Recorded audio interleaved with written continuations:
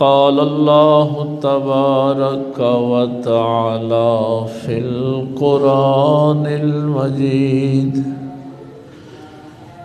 أعوذ بالله من الشيطان الرجيم بسم الله الرحمن الرحيم ما كان لأهل المدينة ومن حولهم من الأعراب أن يتخلفوا عن رسول الله ولا يرغبوا بأنفسهم عن نفسه ذلك بأنهم لا يصيبهم ظمأ ولا نصب ولا مخمصة في سبيل الله ولا يطؤون موطئا يغيظ الكفار ولا ينالون من عدو نيلا إلا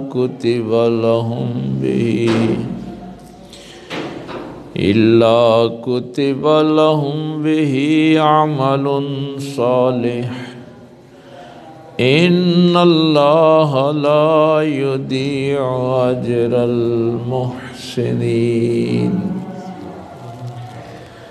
آمنت بالله صدق الله العظيم وصدق رسوله النبي الأمي الكريم ونحن على ذلك من الشاهدين والشاكرين والحمد لله رب العالمين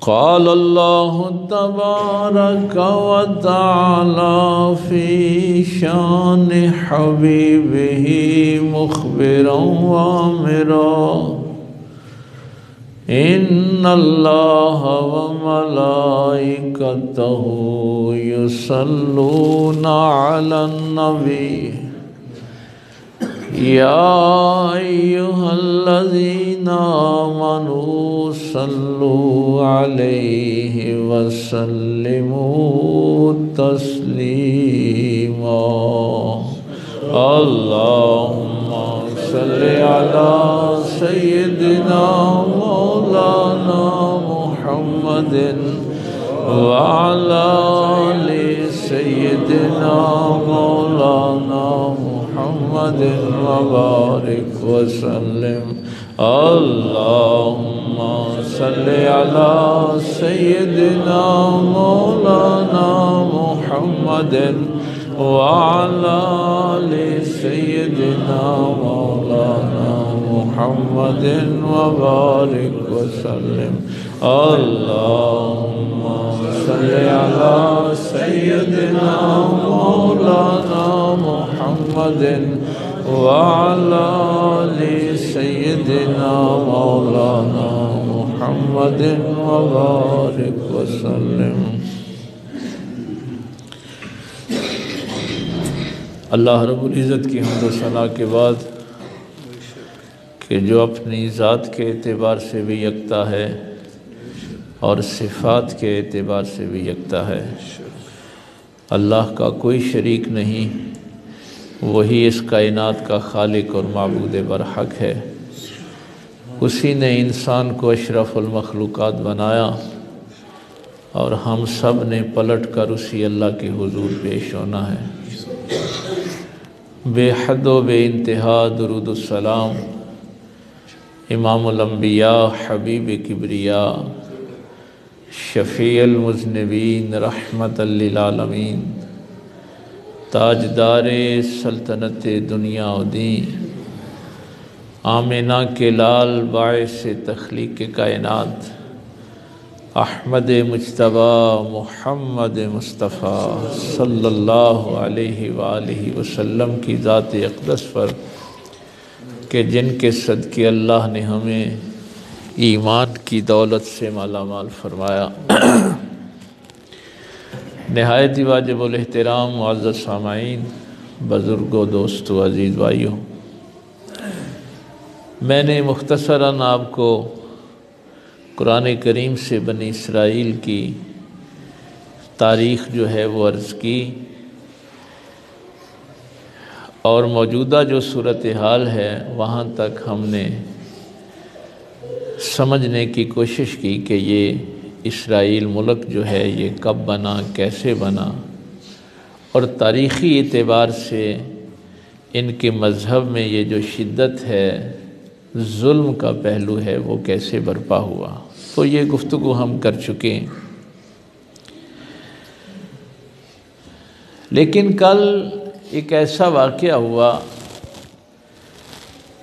کہ جو مسلمانوں کے لیے شرمندگی کا باعث تھا کہ ہمارے 57 اسلامی ممالک میں سے تو کسی کو یہ جرت نہیں ہوئی، تو عالمی عدالت انصاف میں جنوبی افریقہ چلا گیا کہ فلسطینیوں پہ ظلم جو ہے وہ بند کیا جائے۔ تو یہ بھی کام ایک کافر ملک نے کیا ہے، مسلمانوں کو یہ توفیق نہیں ہوئی کہ جہاں جہاں ہمیں آواز بلند کرنی چاہیے تھی وہ ہم نہیں کر سکے۔ صورتحال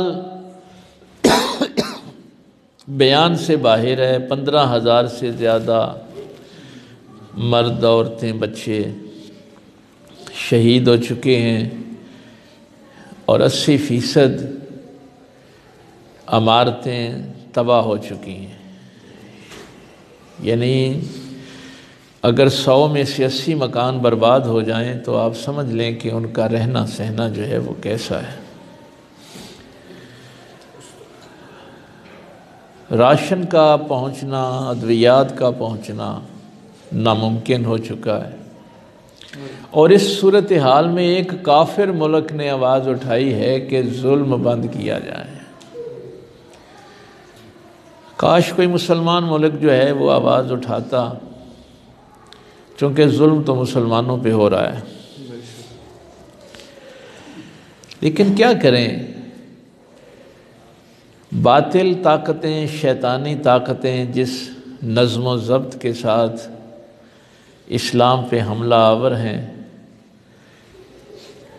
اتنا ہی ہماری طرف سے بے حسی کا مظاہرہ ہو رہا ہے۔ چاہیے تو یہ تھا کہ ہم بھی اپنے نظم و نسق کے ساتھ ان طاقتوں کا مقابلہ کرتے، ان کا جواب دیتے۔ وہ جملہ میں نے آپ سے کہہ دیا تھا کہ فلسطین کے بچے کہتے ہیں کہ ہمارے لیے دعا نہ کیا کریں، کوئی ضرورت نہیں ہے ہمارے لیے دعا کرنے کی، اگر تم ایک پانی کی بوتل ہمارے تک نہیں پہنچا سکتے تو دعائیں کرنے کا کیا مقصد ہے۔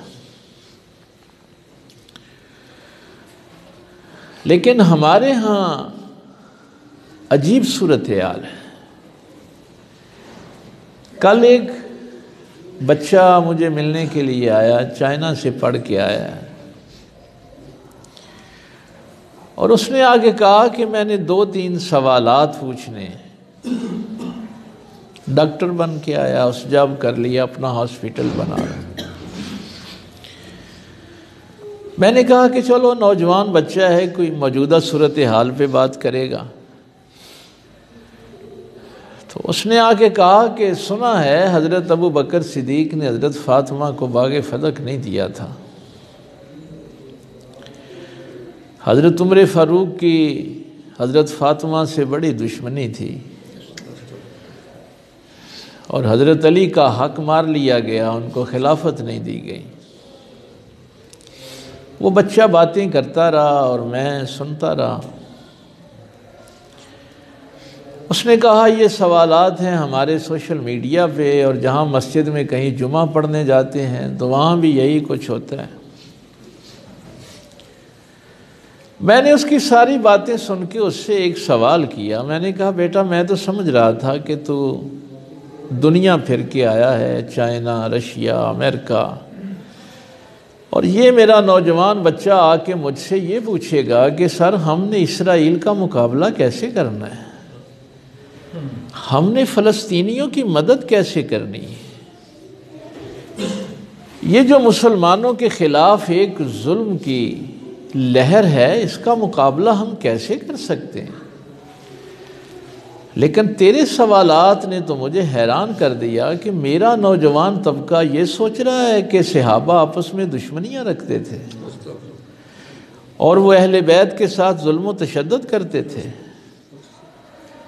فلسطین کے بچے ہم سے پانی مانگ رہے ہیں اور ہم ان سے کہہ رہے ہیں کہ پہلے ہمیں فیصلہ کر لینے دو کہ حضرت ابو بکر کا حضرت فاطمہ کا جھگڑا کیا تھا۔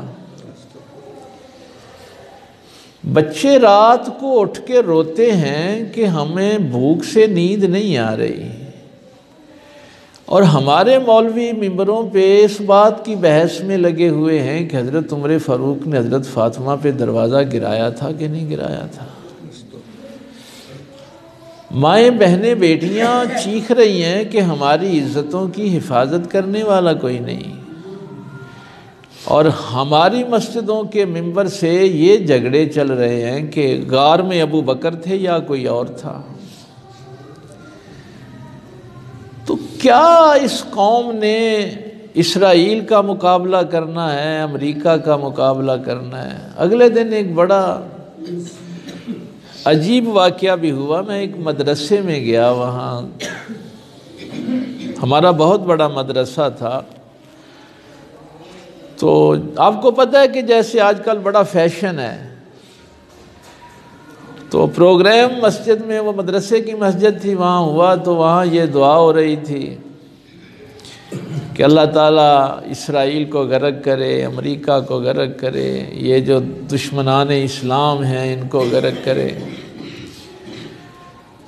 تو اس جلسے کے بعد جب ہم اس آفس میں آ کے بیٹھے تو وہ مفتی صاحب کا جو منشی تھا وہ میرے کان میں کہنے لگا کہ سرکار دعا کریں، میرے بیٹے نے امریکہ جانا ہے۔ تو میں نے کہا یہ جو تم نے ابھی دعائیں کی ہیں تیرے مفتی صاحب نے، ان کا کیا مطلب ہے؟ تم اپنے بچوں کو وہاں بھیجنا چاہتے ہو جن کو غرق کرنا چاہتے، دعائیں اللہ سے کر رہے ہو کہ اللہ ان کو غرق کرے، اور باہر آ کے کہتے ہو کہ ہمارے بچے امریکہ چلے جائیں۔ تو اس منافقت کو کیا کرے اللہ؟ ظلم سے بھر گئی ہے یہ زمین، بجائے اس کے کہ ہم اس محراب و منبر سے ظلم کے خلاف آواز بلند کریں۔ آج ہم اپنے نوجوانوں کو یہ سمجھاتے کہ ہمارا اسرائیل دشمن ہے، ہم بتا رہے ہیں کہ نہیں، شیعہ سنی آپس میں دشمن ہیں، ابو بکر اور فاطمہ دشمن تھے، حضرت عمر اور حضرت علی دشمن تھے۔ کیا بتا رہے ہیں ہم لوگوں کو؟ اور دن رات یہ بحث جاری ہے، اور حالات یہ ہیں۔ آج بھی صبح ایک دوست تشریف لائے کراچی سے، میں ان سے یہ بات کر رہا تھا کہ جب میں پاک پیغمبر صلی اللہ علیہ وسلم کا یہ ارشاد عالی پڑھتا ہوں کہ جس بستی میں کوئی بھوکا سو جائے اللہ اس بستی کی حفاظت کی ذمہ داری نہیں اٹھاتا۔ کیا ہو گیا ہے ہمیں؟ کس دین کے ہم ماننے والے تھے؟ لِيُظْهِرَهُ عَلَى الدِّينِ كُلِّهِ، یہ دین تو اس لیے آیا تھا کہ اس نے باقی تمام دینوں پہ غالب آنا تھا۔ کیا اس طریقے سے غالب آئے گا یہ دین؟ تو وہ بھی چونکہ بہت بڑی ایک تنظیم کے عہدیدار تھے، تو میں یہی کہہ رہا تھا کہ ہم لوگوں کو یہ بتاتے ہیں کہ رات کو آیت الکرسی پڑھ کے سو جاؤ، اللہ تمہاری حفاظت کرے گا۔ اللہ تمہاری آیت الکرسی کو نہیں دیکھے گا اگر تمہارا ہمسایہ بھوکا سو گیا ہے۔ اگر تمہارے محلے میں کوئی مظلوم آہو بکا کر رہا ہے تو تمہاری آیت الکرسی کسی کام نہیں آئے گی۔ یہ سرکار نے واضح حکم دیا ہے کہ اللہ اس بستی کی حفاظت کی ذمہ داری نہیں لیتا جس بستی میں کوئی بھوکا سو جائے، اور جس گھر کی ہمسائیگی میں کوئی بھوکا تڑپ رہا ہو، کوئی بیمار تڑپ رہا ہو، اس بیمار کو ہم کہیں گے کہ تجھے دوائی بعد میں لا کے دیں گے، پہلے حضرت عمر کا تو حضرت فاطمہ کا تو فیصلہ ہمیں کرنے دو، اور پھر شرم بھی نہیں آتی کہ تمہاری اوقات کیا ہے، ان کے فیصلے کریں پاک پیغمبر صلی اللہ علیہ وسلم۔ تمہاری حیثیت کیا ہے کہ تم کہاں اٹھ کے ہاتھ ڈالتے؟ جن سے اللہ کہے کہ میں ان سے راضی ہوں، اور تم ممبروں پہ بیٹھ کے لوگوں کو بتاؤ کہ وہ آپس میں ناراض تھے، وہ ایک دوسرے پہ ظلم کرتے تھے، ایک دوسرے کا حق مارتے تھے۔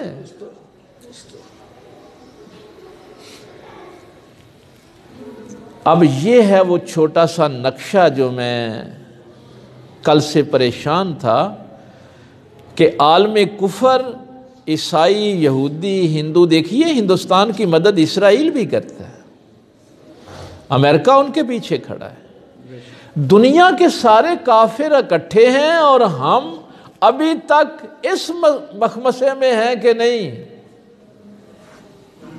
ہم نے جو 1400 سال پہلے کا واقعہ ہوا بھی ہے یا نہیں، جھوٹی کہانیاں کڑی ہوئی ہیں،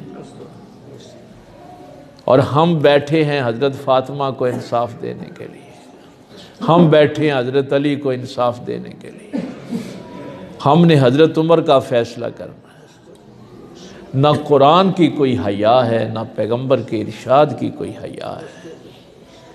کیا یہ مسجدیں، یہ محراب و منبر یہ اس لیے تھا، یہ دین اس لیے ہے کہ ہم نے یہ جھگڑے ختم نہیں کرنے ہیں؟ ظلم کے خلاف کون آواز بلند کرے گا؟ اور حالت یہ ہے، ہائے ہائے ہائے،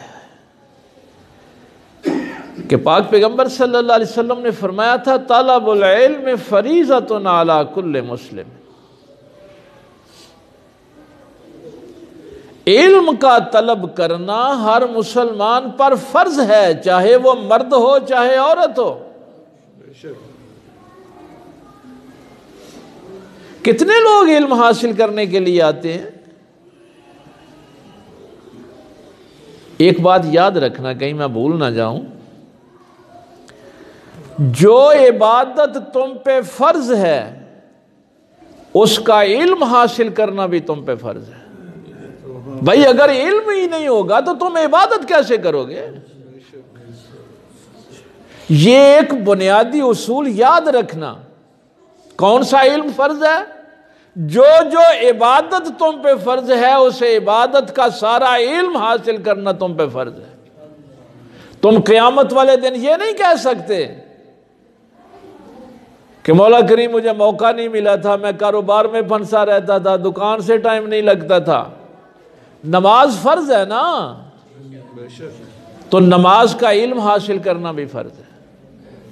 اس کے اندر واجبات کتنے ہیں، سنتیں کتنی ہیں، فرائض کتنے ہیں، مستحبات کتنے ہیں، مکروہات کتنے ہیں۔ میں شاید آپ غور نہیں کرتے، گاہے بگاہے یہ بات دہراتا رہتا ہوں یہاں۔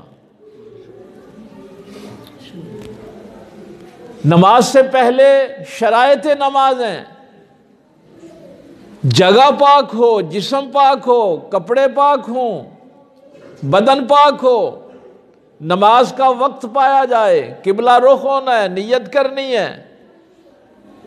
اب اگر کسی کو یہ نہیں پتا کہ طہارت اکبر کیا ہے اور طہارت اصغر کیا ہے، کب مجھ پہ غسل واجب ہے کہ میں غسل کروں گا تو پاکیزہ ہوں گا، کب میں وضو کے ساتھ پاکیزگی حاصل کروں گا، پھر ایک وضو اصغر ہے کہ آپ نے ابھی کھانا کھایا ہے، منہ میں کوئی ذائقہ ہے تو اس ذائقے کو دور کرنے کے لیے کلی کرنا اور ہاتھ دھونا، اس کو چھوٹا وضو کہتے ہیں، آپ کی زبان میں کہتے ہیں، تاکہ زبان کا ذائقہ ختم ہو جائے۔ یہ باتیں میں یہاں سے دہراتا رہتا ہوں۔ نماز کے اندر کے فرائض آپ کو بتاتا رہتا ہوں، اس لیے کہ کیا اب مسلمانوں کو یہ بتانا پڑے گا کہ تمہارے اوپر نماز فرض ہے؟ اب یعنی ایک مسلمان کو یہ بتانا پڑے گا کہ تیرے اوپر نماز فرض ہے؟ اور کتنے مسلمان ہیں جن کو اس بات کا ادراک ہے کہ میرے بچوں کو بھی طہارت کے مسائل نہیں آتے، میرے بچوں کو وضو کی شرائط کا نہیں پتا، وضو کے فرائض کا نہیں پتا، اگر پانی نہیں ہوگا تو تیمم کیسے کرنا ہے، کیسے عبادت کر لو گے اللہ کی، کہاں سجدہ سہو کرنا ہے کہاں نہیں کرنا، تکبیر اولیٰ فرض ہے، قیام فرض ہے، اس کے بعد قرات مطلق فرض ہے، رکوع سجدہ آخری قعدہ۔ یہ میں نے صرف ایک مثال دی ہے، یہ علم آپ پہ حاصل کرنا فرض ہے، اور والدین کی یہ ذمہ داری ہے کہ وہ اپنے بچوں کو یہ علم سکھائیں، اگر نہیں سکھائیں گے تو قیامت والے دن پکڑ ہوگی۔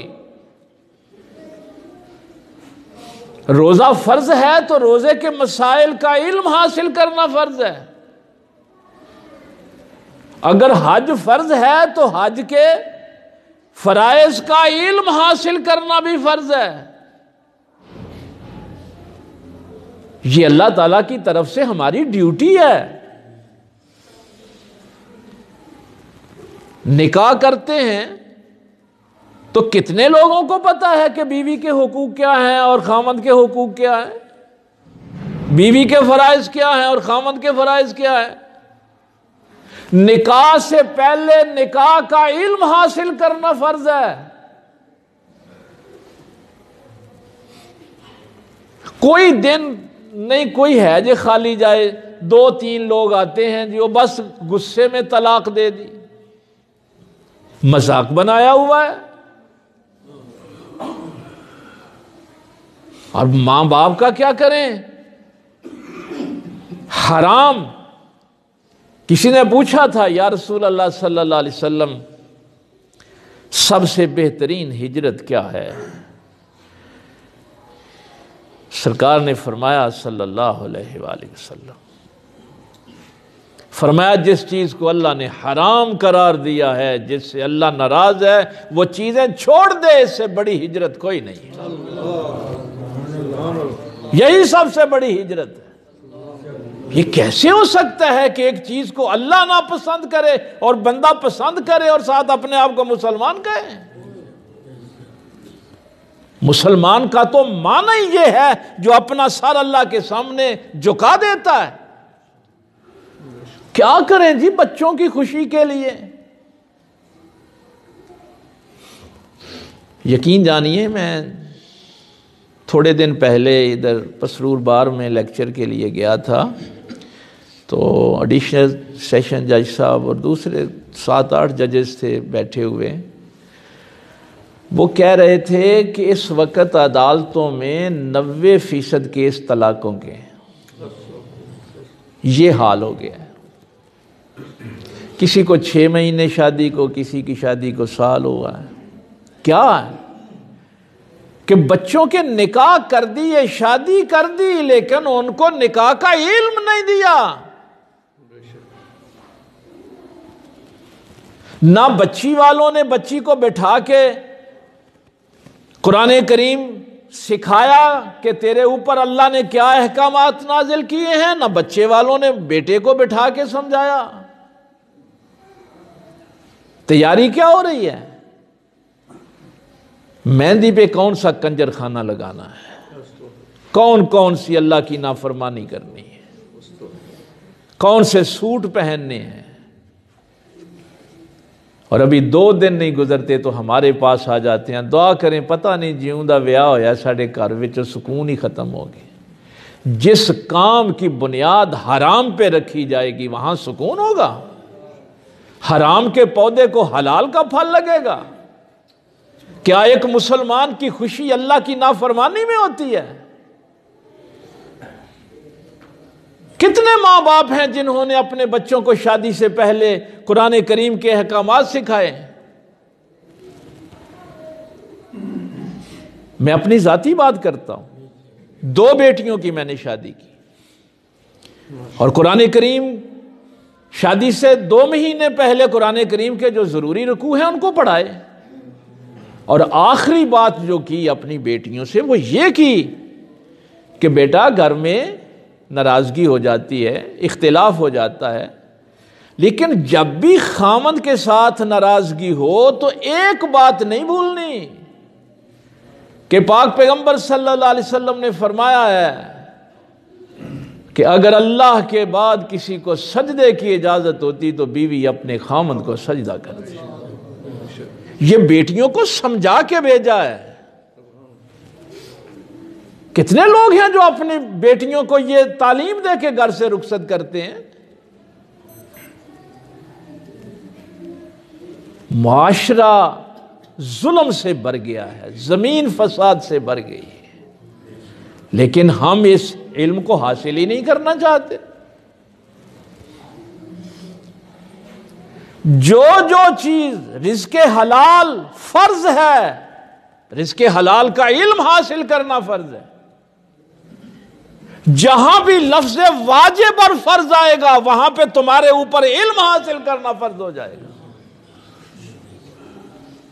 ہم وقت ہی نہیں نکالتے، اس لیے کہ ہمیں فکر نہیں ہے کہ ہم نے اس زندگی کا حساب دینا ہے۔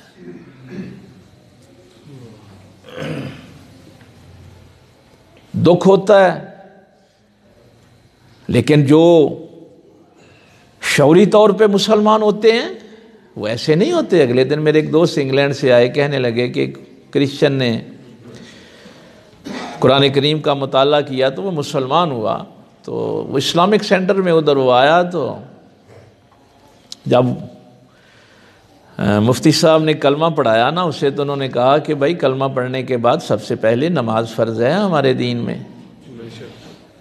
ہائے ہائے ہائے، تو وہ مجھے بتا رہے تھے کہ اس کرسچن نے کہا، اب تو وہ مسلمان ہو گیا، اس نے کہا میں نے نماز پہلے سیکھی ہے، کلمہ بعد میں پڑھا ہے،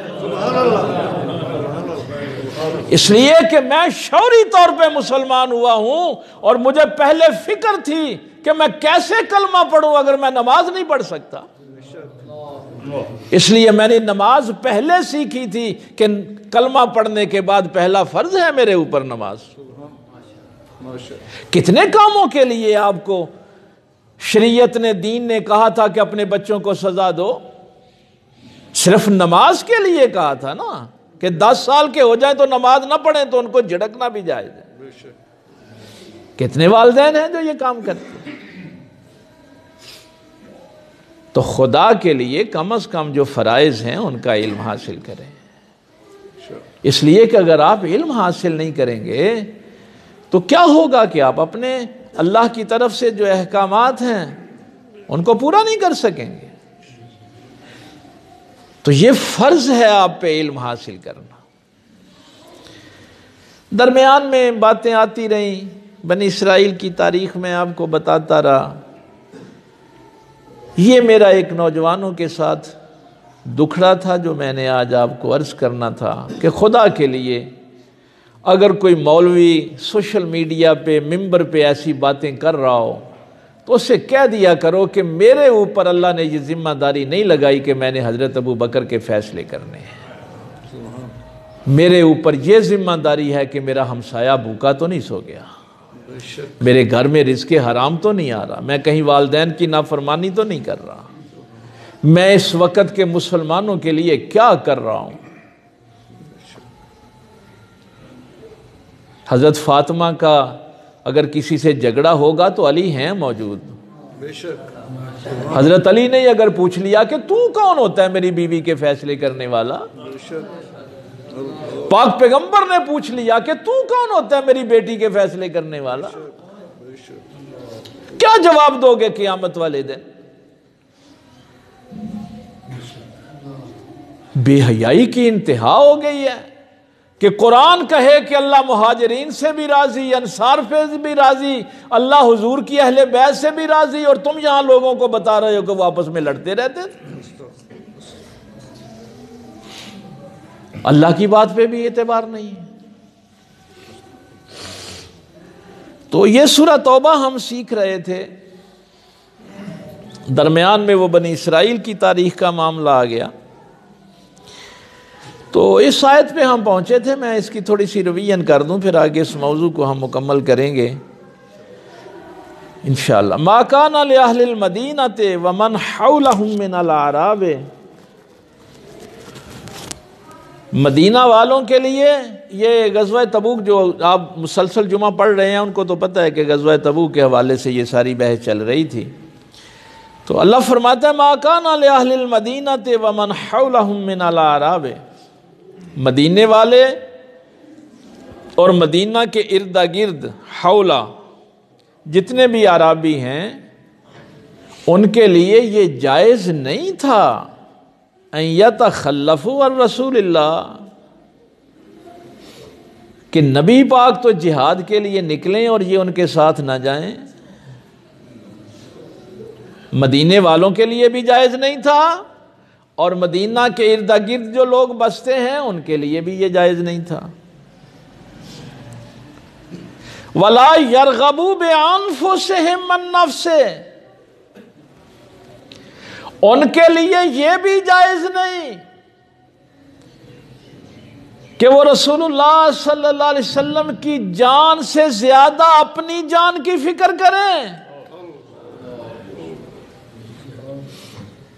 یہ وہ بنیادی نقطہ قرآن بیان کرتا ہے کہ تمہیں اپنی جان کی نبی کی جان سے زیادہ فکر ہے، تمہیں اپنے مشن کی نبی کے مشن سے زیادہ فکر ہے۔ یہ جائز نہیں ہے کسی مسلمان کے اوپر کہ وہ اپنی جان کو نبی کی جان سے زیادہ عزیز سمجھے۔ ذالک بانہم لا یصیبہم ظمأ ولا نصب ولا مخمصۃ فی سبیل اللہ۔ اللہ فرماتا ہے کہ یہ حکم ہم نے اس لیے دیا ہے کہ اس راستے میں تمہیں جو پیاس لگے گی، جو تھکاوٹ ہوگی، جو بھوک لگے گی، ہر ایک کے عوض ہم تمہیں نیکی عطا کریں۔ اس لیے کہ یہ بھوک تو نے میرے نبی کی وجہ سے برداشت کی ہے، یہ پیاس تو نے میرے پیغمبر کے ساتھ برداشت کی ہے، یہ تھکاوٹ تو نے میرے پیغمبر کے ساتھ برداشت کی۔ وَلَا يَطَعُونَ مَوْطِئًا يَغِيظُ الْكُفَّارِ، ہاں اس بات سے بھی نہیں ڈرنا کہ ہم وہاں جا رہے ہیں کہ جہاں کافر ہم پہ غالب آ جائیں گے، کافر غضبناک ہو جائیں گے، نہیں، اگر پیغمبر کا حکم ہے تو جانا ہے۔ وَلَا يَنَالُونَ مِنْ عَدُوٍ نَيْلًا، اور اس کے بعد جو تم مال غنیمت حاصل کرتے ہو ان دشمنوں سے، إِلَّا كُتِبَ لَهُمْ بِهِ عَمَلٌ صَالِحٌ، ان تمام کاموں کے عوض اللہ تعالیٰ کتبہ لکھ دیتا ہے، لہم تمہارے لیے، عمل صالح، نیک عمل تمہارے لیے لکھ دیتا ہے۔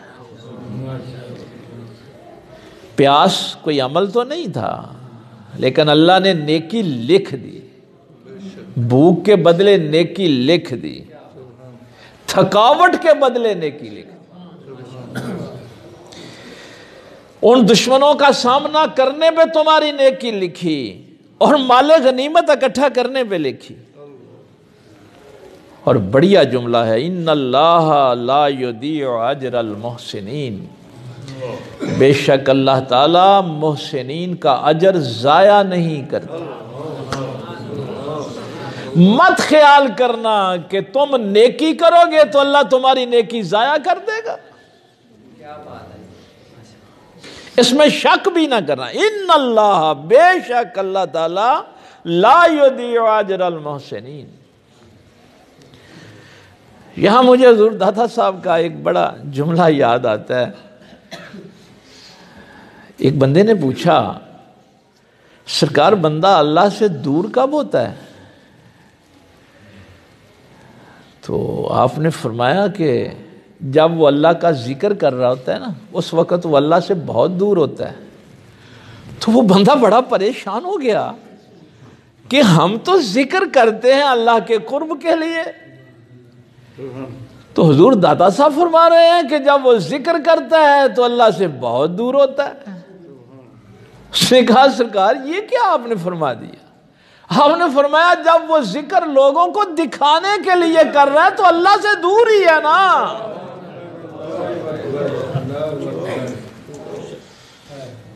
او بھائی اگر میں تقریر اس لیے کر رہا ہوں کہ آپ کہیں کیا بات ہے بڑی تقریر ہوگی، تو یہ تقریر اللہ کے، یہ درس قرآن اللہ کے قرب میں تو نہیں ملے گا نا، مجھے نہیں لے کے جائے گا مجھے. اگر آپ اپنا کوئی کام شہرت کے لیے، دولت کے لیے کرتے ہیں تو پھر اس پہ نہ کہا کریں کہ مجھے اللہ نے میرا اجر ضائع کر دیا. اگر کبھی اجر ضائع ہوتا ہے تو اس لیے ہوتا ہے کہ تیری نیت قرب الہی کی نہیں تھی. ہاں اگلی آیت میں اصل میں یہی بات ہے. وقت چونکہ ہو گیا ہے. وَلَا يُنْفِقُونَ نَفَقَةً صَغِيرَةً وَلَا كَبِيرًا. اللہ فرماتا ہے خرچ تھوڑا کرو یا زیادہ کرو. وہ خرچ نہیں کرتے، نفقتاً خرچ کرتے ہیں، صغیرتاً ولا کبیرہ. ولا یقطعون وادیا الا کتب لهم لیجزیہم اللہ احسن ما کانوا یعملون. اور انہوں نے کسی وادی کا سفر جو ہے وہ طے نہیں کیا مگر اللہ نے ان کے لیے جزا لکھ دی. تھوڑے بہت کو نہیں اللہ دیکھتا. کتب لہم لیجزیہم اللہ. اور فرمایا وما کان المؤمنون لینفروا کافہ فلولا نفر من کل فرقۃ منہم طائفۃ لیتفقہوا فی الدین. یہ علم حاصل کرنا کتنا ضروری ہے. انشاءاللہ اللہ نے موقع دیا تو اگلے جمعے ہم اس پہ بات کریں گے. یہاں صرف تھوڑی سی بات سن لیں. اللہ فرماتا ہے کہ یہ مومنین کے لیے جائز نہیں تھا کہ وہ سارے جہاد کے لیے چلے جاتے، سارے جنگ کے لیے چلے جاتے. فلولا نفر من کل فرقۃ منہم طائفۃ لیتفقہوا فی الدین. کچھ ٹھہر جاتے میرے نبی کے پاس دین سیکھنے کے لیے. سارے نہ جائیں جہاد کے لیے، جنگ کے لیے سارے نہ جائیں. کچھ ٹھہریں اور سیکھیں دین. وَلِيُنذِرُوا قَوْمَهُمْ إِذَا رَجَعُوا إِلَيْهِمْ. تاکہ وہ جہاد والے جب واپس آئیں تو ان کو بتا تو سکیں نبی نے دین کیا سکھایا ہے.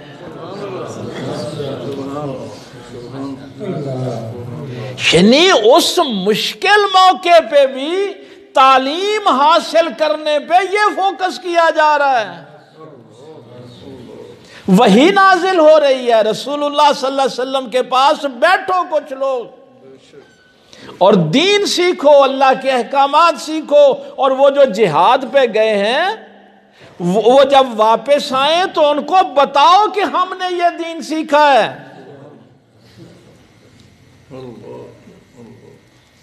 اس میں ایک اور حکم بھی ہے لیکن اب تو ظاہر ہے تفصیل کا وقت نہیں ہے کہ جب رسول اللہ کسی غزوہ میں تشریف لے جائیں تو ظاہر ہے کچھ لوگ پیچھے رہیں گے. غزوہ تبوک پہ بھی حضرت علی کو نبی پاک چھوڑ گئے تھے نا مدینہ شریف میں. اب وہ جو ساتھ گئے ہیں، ایک حکم ان کے لیے ہے کہ اب یہ نہیں ہے کہ تمہارا سارا فوکس جنگ پہ اور جہاد پہ رہے، وہاں بھی ایک گروہ جو ہے وہ پیغمبر سے دین سیکھے تاکہ واپس آ کر وہ جو پیچھے ہیں ان کو بتائے۔ اب اتنا اہم کام، اس کے لیے کتنا ہم وقت نکالتے ہیں کہ میرے لیے میرے اللہ کے احکامات کیا ہیں، اس لیے کہ ہم عمل کرنا ہی نہیں چاہتے، ہم زندگی اللہ رسول کے حکم کے مطابق گزارنا ہی نہیں چاہتے۔ جس کی ضرورت محسوس کرتے ہیں وہاں تو 10,000 ٹیوشن بھی دیتے ہیں، فزکس کا، کیمسٹری کا، بیالوجی کا اچھا پروفیسر، اسٹیٹ میتھ پڑھانے والا تلاش کرتے ہیں، اچھے کالج اور یونیورسٹی کا انتخاب کرتے ہیں، لیکن چونکہ آخرت کی فکر نہیں ہے۔ بس میں یہ چاہتا تھا، تفصیلاً تو انشاءاللہ بعد میں گفتگو ہوگی، کہ اس آیت کو اس حوالے سے دیکھیں کہ جہاد کے موقع پہ بھی اللہ فرما رہا ہے کہ اگر تم نے جنگ پہ جانا ہے تو ایک گروہ ایسا ہو جو صرف نبی سے دین سیکھے، اللہ کے احکامات سیکھے اور وہ دوسروں کو بتائے۔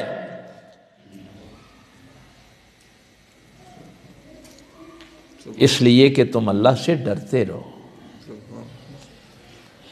خدائے ذوالجلال کے حکم کے مطابق زندگی بسر کرتے رہو۔ تو یہ فرض عین اور فرض کفایہ پہ ہم انشاءاللہ بات کریں گے۔ اللہ تعالیٰ عمل کی توفیق دے۔ وآخر دعوانا الحمدللہ۔